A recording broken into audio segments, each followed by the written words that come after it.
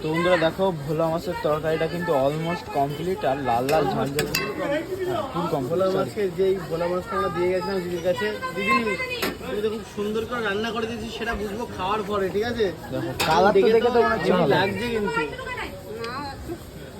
না, থাক টেস্ট করবো, থাক না এখন একেবারে দোকানে গিয়ে করবো। তুমি তাও করে দেখি বন্ধুরা। এখন নাও একটু টেস্ট করে দেখা যাক।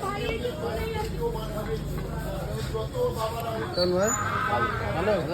ও দিদি দেখো এবার কিন্তু বন্ধুরা দেখো, দিদি এখন আমাদের সে মাছগুলো এখন নামিয়ে নিচ্ছে। ও জমিয়ে খাবো, কিন্তু জমিয়ে খাবো ভাই, এখানেই তো লোভ লেগে যাচ্ছে, পরে আর কি হবে।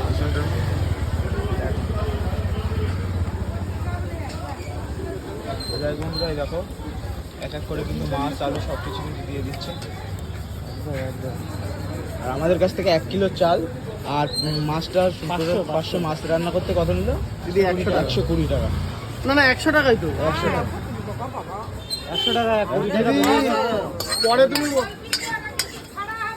পরে কিন্তু তুমি বলেছে 110 টাকা, তারপরে এখন বললে কেন 100 করে? দিদি সব ফুটেজ আমাদের কাছে আছে, দীঘায় এরকম বললে হবে কি করে? এই ভিডিওগুলো তো দেখবে।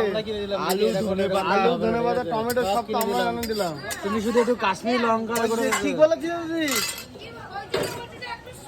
হ্যাঁ দেখো রেডি হয়ে গেছে, পুরো কন্টেনারে দিয়েছি দিদি। চলো বন্ধুরা, লাগছে না এটা কিন্তু আমরা এখন রুমে নিয়ে যাবো, রুমে নিয়ে গিয়ে তারপরে খাবো। চলো।